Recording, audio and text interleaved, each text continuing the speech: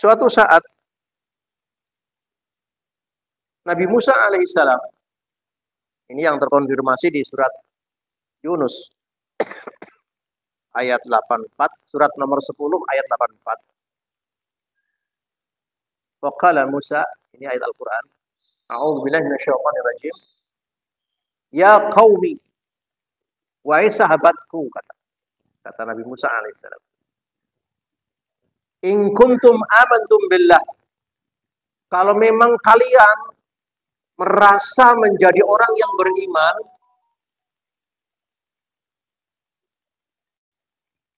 tawakkalu.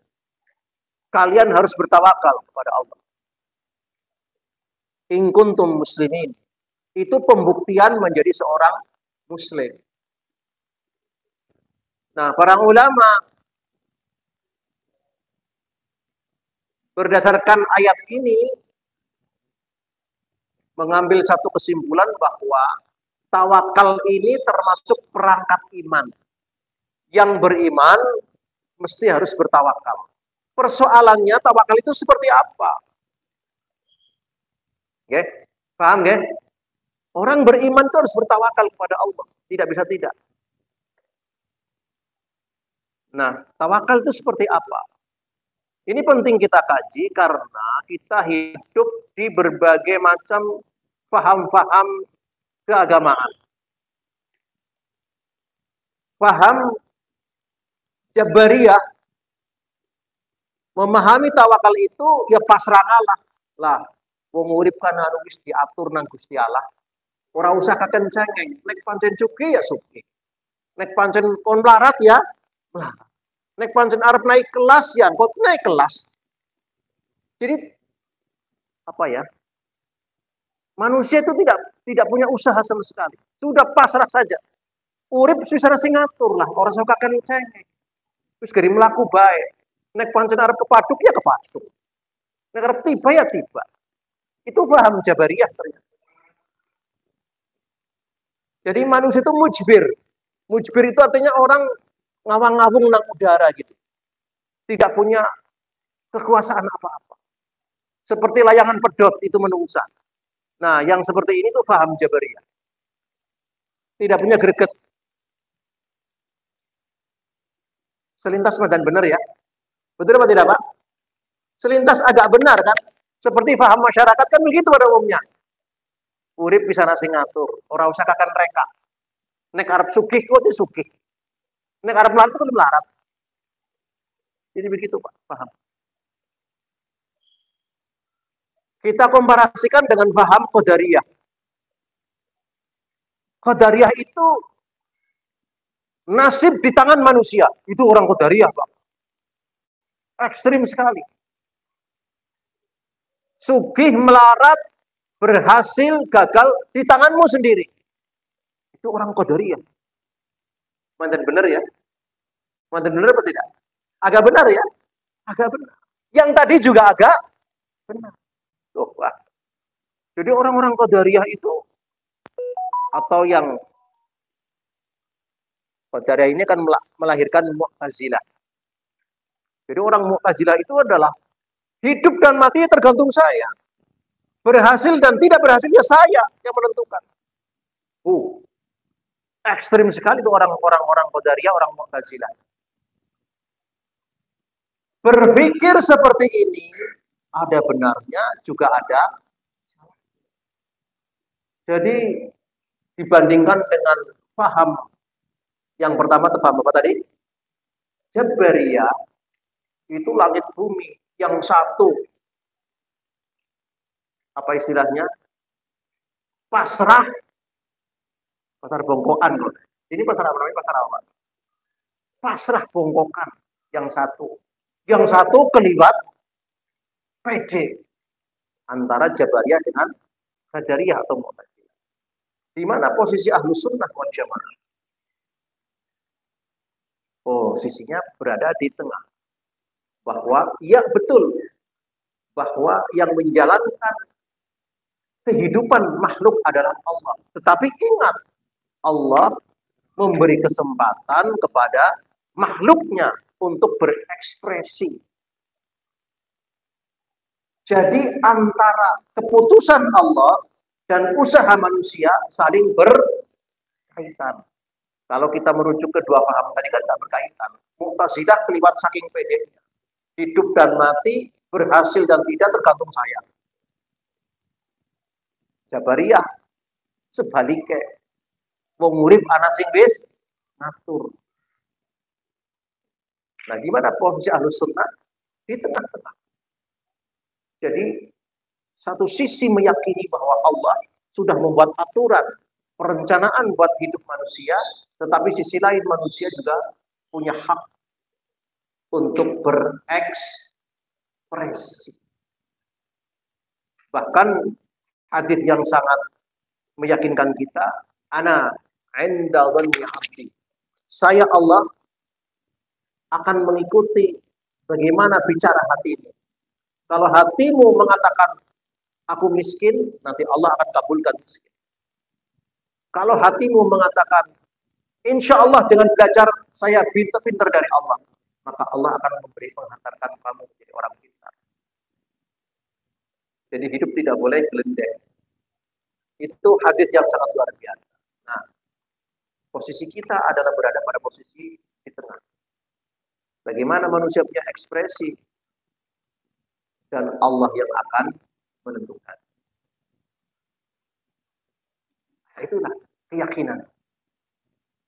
Saudaraku ma'asyiral muslimin. Kembali ke ayat tadi bahwa in kuntum amantum billah, kalau memang menjadi orang yang beriman, syaratnya harus bertawakal. Tawakal itu apa? Tawakal itu al-i'timad 'ala Allah fi amri din wad dunya. Menggantungkan, menyandarkan nasib manusia kepada Allah dalam urusan agama maupun urusan dunia. Menyandarkan dirinya kepada Allah. Tetapi dalam praktek menyandarkannya tidak pasrah bongkokan. Nah, lalu bagaimana? Surah Al-Maidah ayat 23 ini menggambarkan bagaimana seorang mukmin, seorang yang taat kepada Allah Subhanahu wa taala melaksanakan tawakal. Ini saya bacakan ayatnya. A'udzubillahi minasyaitonir rajim. Qala rajulani minal ladina yakhufuna. Dua orang yang merasa takut kepada Allah berkata, an'amallahu alaihima. Perkataan ini didorong karena kenikmatan yang Allah telah berikan kepada dua orang itu. Apa kata orang yang bertakwa kepada Allah ini? Apa kata orang yang bertawakal kepada Allah ini? Udkhulu alaihimul bab. Hai pasukan. Ini nampaknya dalam peperangan. Hai pasukan, masuklah kamu melalui pintu-pintu yang ada itu.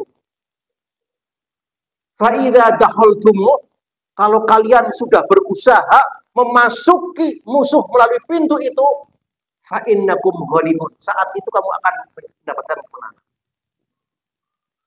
Jadi kemenangan itu bukan diraih dengan berpangku tangan, tetapi ada upayanya. Apa upayanya? Lakukan kamu, serbulah mereka melalui pintu-pintu yang ada. Nah, inilah Bapak Ibu sekalian, gambaran ayat di Al-Maidah ayat berapa tadi? Al-Maidah ayat 23 ini menggambarkan praktek orang bertawakal itu harus menunjukkan kerjanya, menunjukkan aktivitasnya. Untuk menjadi seorang siswa yang pandai, berprestasi, tunjukkan belajarnya. Setelah itu, serahkan kepada Allah Subhanahu wa ta'ala. Jadi enggak cuma aku serahkan ya Allah kepadamu. Mau jadi pinter ya ngono, bodoh ya ngono. Enggak begitu. Kalau mau menang dalam sebuah pertempuran, ikuti alur ayat ini. Serbu dulu, tunjukkan kemampuanmu dalam berperang. Setelah itu kamu berdoa kepada Allah. Nanti kamu menang. Jadi tawakal itu betul menyandarkan dirinya kepada Allah dalam urusan agama dan dunia. Tetapi penyadaran ini harus ada ekspresi yang jelas, harus ada aktivitas yang jelas. Kerjanya seperti apa, berjuangnya seperti apa, belajarnya seperti apa, itu tunjukkan dulu. Setelah itu serahkan kepada Allah dengan doa kita. Ya Allah, aku serahkan kepadamu nasib perjuanganku ini. Aku sudah jungkir balik belajar sekuat ini. Aku sudah jungkir balik bekerja. Aku sudah jungkir balik berjuang. Aku serahkan kepadamu ya Allah. Nah, ketika Allah memberi keputusan, apakah itu sesuai dengan ekspektasinya, sesuai dengan harapannya atau tidak, terima dengan mengucapkan qadarullah. Nah, inilah bagaimana kita praktek bertawakal kepada Allah Subhanahu wa taala. Jadi Al-Maidah ayat 23 ini menarik sekali bagi kita yang ingin mempraktekkan sesuai dengan paham Ahlus Sunnah wal Jamaah. Bukan tawakal versi Jabariyah, bukan tawakal versi Qadariyah atau Mu'tazilah. Ya, kita tidak perlu memperdebatkan Jabariyah dan Mu'tazilah atau Qadariyah karena mereka juga paham Mu'tazilah terlalu pede, juga mampu menghantarkan umat Islam menguasai dunia 2/3. Dinasti Abbasiyah ya. Dulu kan Umayyah dulu, Umayyah terus Abbasiyah, terus Umayyah lagi. Jadi pasca Khulafaur Rasyidin kan dipegang oleh Umayyah. Umayyah ambruk diganti oleh siapa? Abbasiyah. Abbasiyah 800 tahun berkuasa, mampu menaklukkan dunia. Dan orang-orang pinter sarjana muslim itu produk Bani Abbasiyah, bukan Umayyah. Apalagi produk yang lain. Jadi orang-orang pinter dunia, ahli matematik, ahli kimia, ahli kedokteran, semuanya itu produk-produk zaman Abbasiyah. Yang notabene ideologinya apa? Mu'tazilah atau Qadariyah. Kepedean gitu.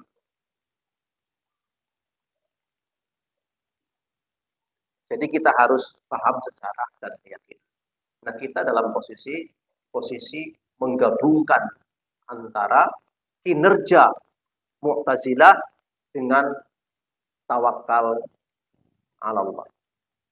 Nah, ini namanya apa tadi? Tawakal. Bagaimana tadi yang dinyatakan wa 'alallahi fatawakkalu in kuntum mu'minin. Ini ucapannya Nabi Musa. Jika kalian benar-benar iman kepada Allah dan Rasulnya, maka bertawakallah kepada Allah Subhanahu wa taala. In kuntum mu'minin.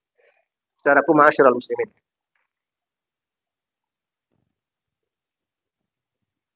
Ayat-ayat yang terkait dengan tawakal. Berikut ini Al-Anfal di ayat 2. Allah Subhanahu wa taala berfirman, a'udzu billahi minasyaitonir rajim. Innamal mu'minuna alladziina idza dzukirallahu wajilat qulubuhum wa idza tuliyat 'alaihim ayatuhu zadatuhum imana wa 'ala rabbihim yatawakkalun.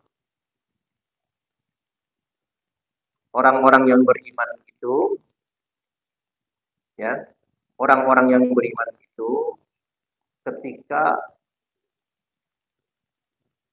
dipresentasikan kekuasaan Allah, bahasa yang paling mudah ketika zikrullah, para sahabat memahami ayat ini, diantaranya adalah Imam Mujahid. Seseorang ketika mau berbuat maksiat, lalu ada ungkapan zikrullah, ittaqillah ya akhi, ingatlah Allah saudara. Saya ulangi lagi, ketika ada orang yang mau berbuat maksiat, lalu ada yang mengingatkan, ittaqillah, bertakwalah kepada Allah. Itu wajilat qulubuhum. Hatinya tuh langsung sadar dan bergetar. Allah, ternyata saya sadar. Itu orang beriman seperti itu. Berbeda ketika diingatkan, Mas, niku salah. Malah jarak. Tahu jarak? Apa? Ada nggak seperti itu? Ada apa tidak? Sudah jelas itu perkara yang haram, yang ma'asi ilallah. Diingatkan malah dirinya mentang-mentang. Berbeda. Orang beriman nggak begitu. Ketika dinasehati, ditunjukkan yang benar, itulah zikrullah namanya. Itu wajidat qulubuhum. Hatinya langsung sadar dan bergetar. Ya Allah, ternyata saya salah. Kita salah. Nah, indikator orang beriman begitu, Pak. Jadi suatu saat ketika kita juga diingatkan oleh teman-teman kita, mungkin karena kesalahan kita, kekeliruan kita, kita tidak mentang-mentang, justru sadar diri dengan perasaan hati yang takut kepada Allah. Astagfirullah. Ternyata kita salah. Ternyata saya salah. Begitu apa tidak? Nah? Anak pondok harus begitu cara. Mengedepankan keimanan, menyadarkan hati kita kepada Allah Subhanahu wa taala. Itu. Wa idza tuliyat alaihim ayatuhu.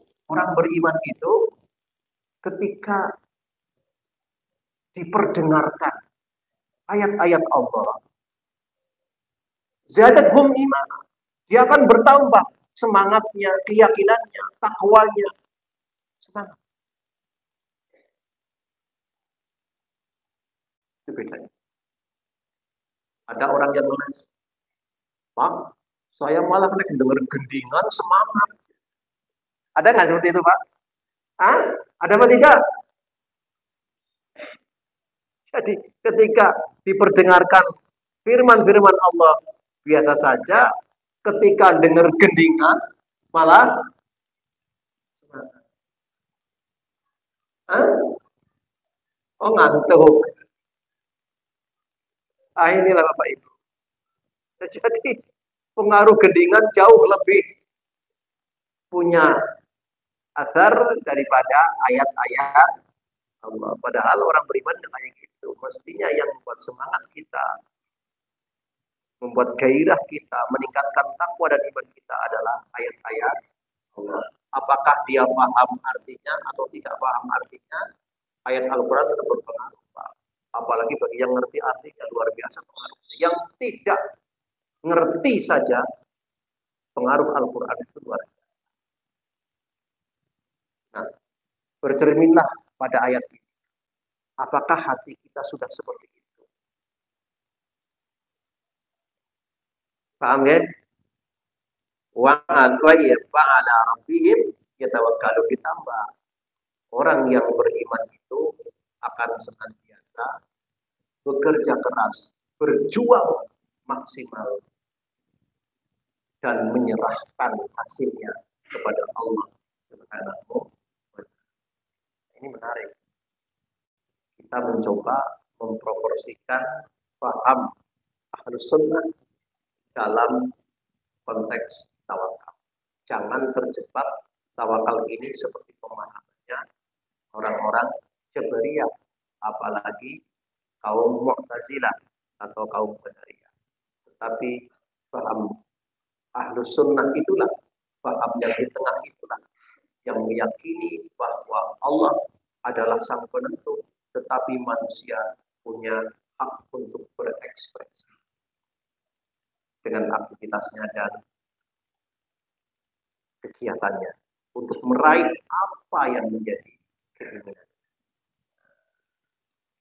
Ini yang kita pahami di surah Al-Anfal, ayatnya ayat 2. Kemudian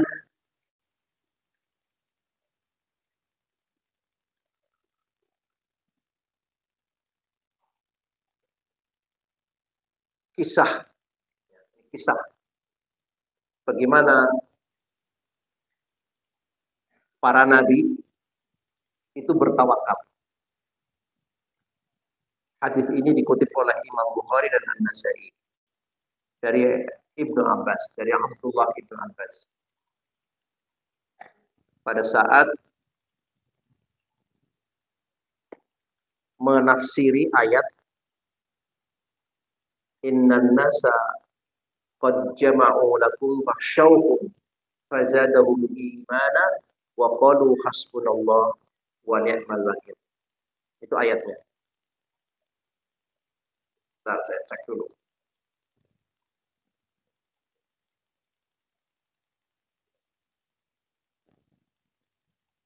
Surah Ali Imran ayat 173.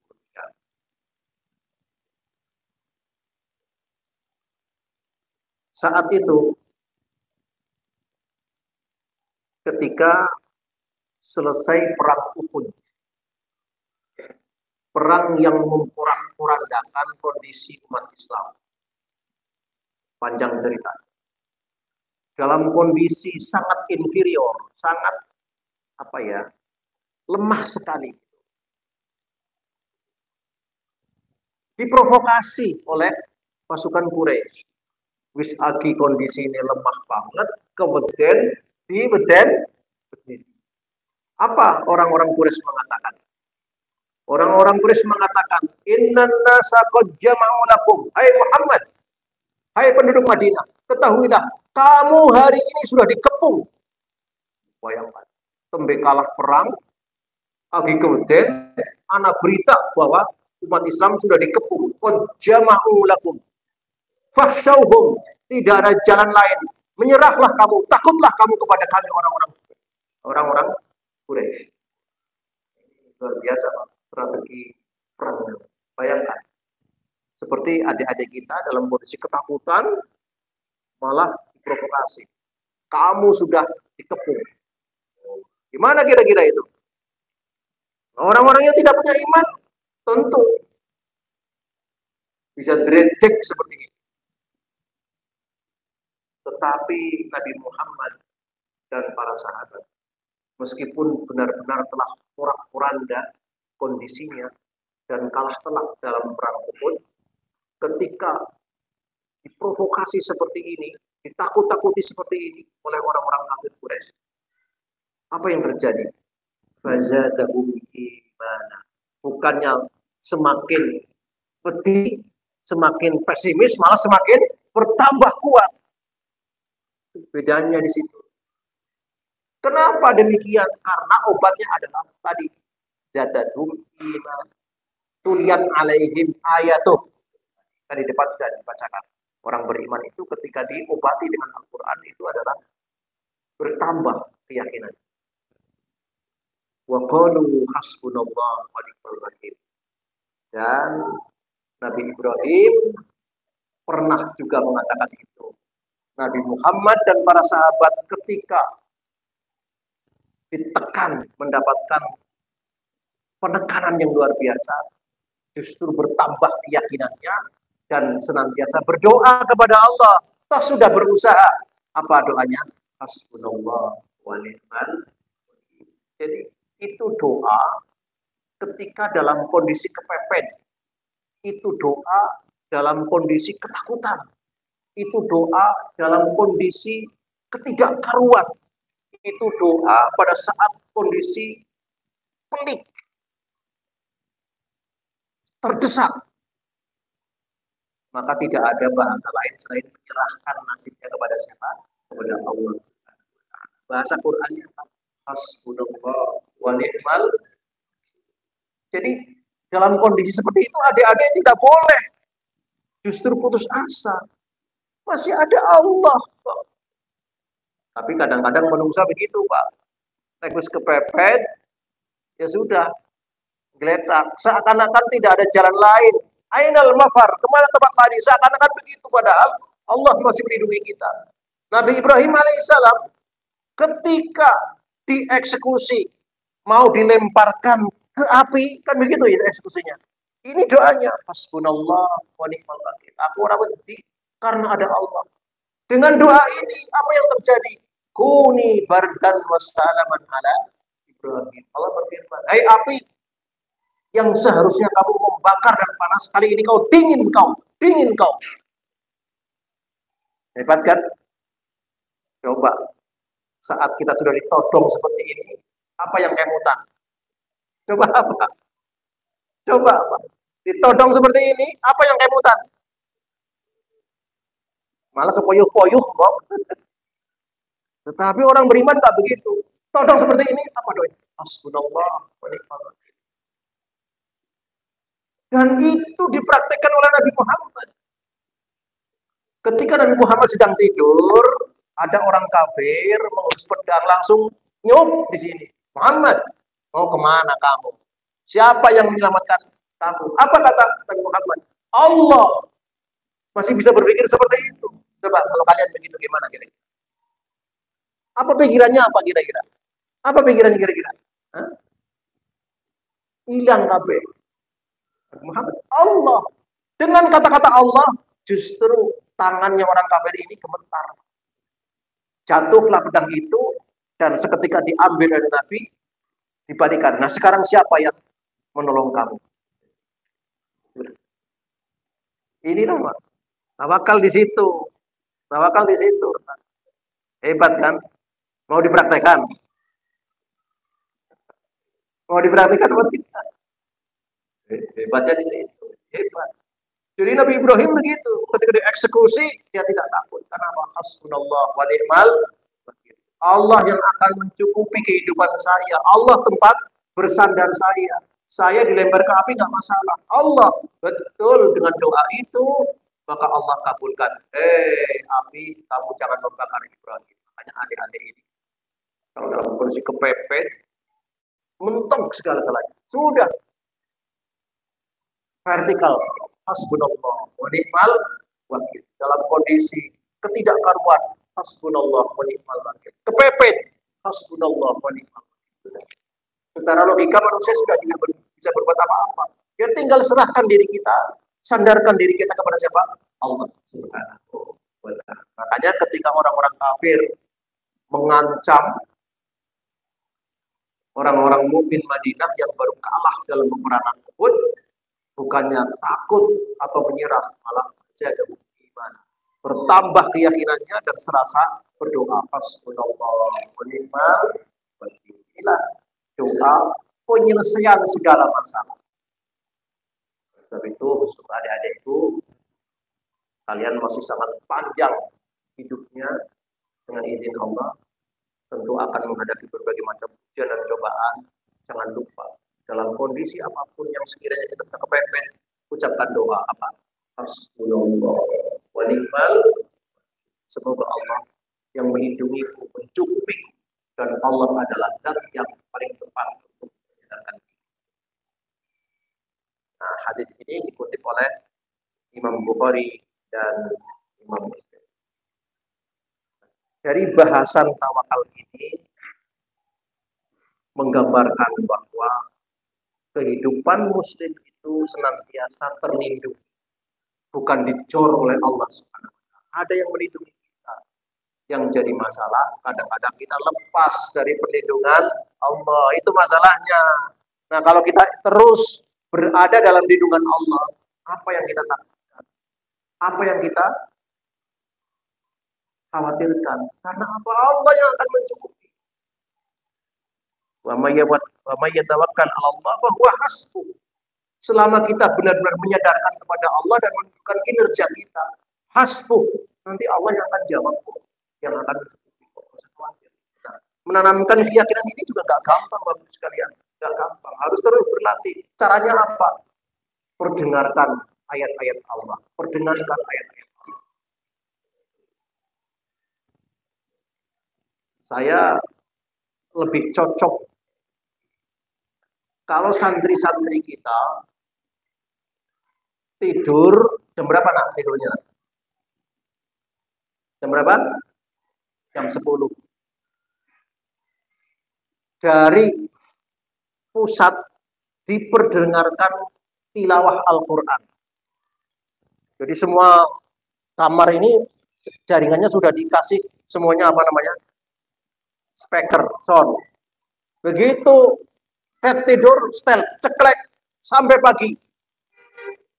Itu dampaknya sangat luar biasa kepada anak. Nggak ada anak pondok mendengarkan musik, nggak ada anak pondok mendengarkan gendingan, nggak ada. Semuanya tidur, yang diberikan ada ayat Al-Quran. Caranya bagaimana? Dari pusat dikendalikan. Kasih sound semua kamar. Jam berapa tidurnya? Kalau jam 11, jam 11, musim tidur setelah Al-Quran. Sampai pagi. Itu dampaknya luar biasa.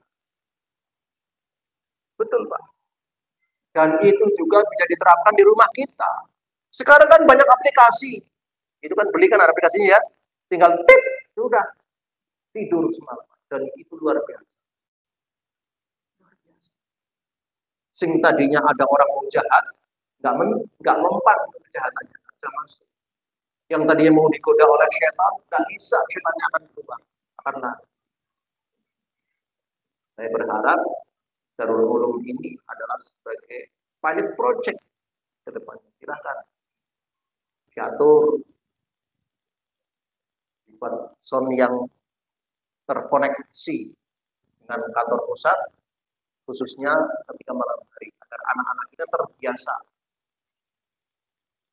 Tuh lihat alaihim ayatu, memperdengarkan ayat-ayat itu dampaknya sangat positif, Pak. Sangat positif dalam rangka meningkatkan keyakinan. Nah, ini penting. Ini pelajaran psikologi agama. Mudah-mudahan ini juga bagian daripada tawakal. Monggo, silakan. Ya, Ustaz. Terus ya. Insya Allah ini bagus sekali untuk perkembangan psikologi anak-anak. Ma'asyiral muslimin, dari rangkaian ayat-ayat yang kita baca terkait dengan pendidikan bertawakal kita kepada Allah, setidaknya adalah tawakal itu artinya menyandarkan diri kepada Allah, baik dalam urusan agama maupun urusan dunia. Tetapi menyadarkan diri kepada Allah dalam faham Ahlus Sunnah bukan dipahami sekedar pasrah. Pasrah apa, Bu? Pasrah totalitas, tetapi pasrah yang diikuti kinerja, pasrah yang diikuti kerja, pasrah yang diikuti perjuangan. Sebagaimana tadi yang dibacakan, bagaimana ada dua orang yang diinstruksi, serbulah melalui pintu itu. Kalau kamu sudah menyerbu dengan usahamu, berdoalah kepada Allah. Fa'innakum ghalibun, kamu akan mendapatkan. Anak-anak kita kalau ingin berprestasi, tunjukkan belajarnya yang sungguh-sungguh. Setelah itu memohon kepada Allah, ya Allah, aku sudah belajar dengan sungguh-sungguh. Aku serahkan kepada ilmu yang masuk ke dalam pikiran saya. Itu cara bertawakal yang tepat. Kaum muslimin sudah berjuang habis-habisan, bekerja, memeras keringat, membanting tulang. Serahkan kepada Allah. Ya Allah, aku sudah bekerja semaksimal mungkin. Aku sudah berjuang semaksimal mungkin. Aku serahkan hasil dan nasibnya kepada Allah. Doanya apa? Hasbunallah wa ni'mal wakil. Jadi tawakal yang kita paham adalah gabungan antara usaha dan doa. Tidak semata hanya doa tok, itu pincang. Atau hanya usaha tok, tidak. Banyak berdoa, itu sombong. Bagaimana kita usaha maksimal, juga harus berdoa kepada Allah. Dan itu adalah perangkat iman. Orang yang tidak bertawakal kepada Allah tidak dinyatakan sebagai orang yang beriman. Ini kajian kita, manfaat, mudah-mudahan menambah pemahaman kita.